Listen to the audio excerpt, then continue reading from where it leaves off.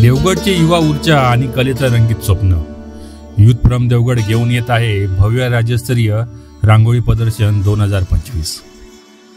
कधी कधी काही चित्र अशी असतात ना की डोळ्यांनी बघतात मन थांबतं.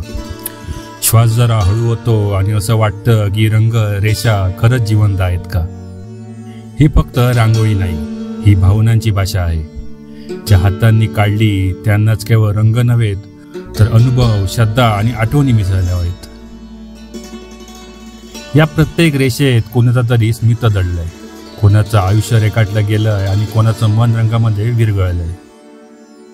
हे फक्त चित्र नाहीत, हे तर क्षण आहेत जे बोलतायत आपल्याशी शांतपणे.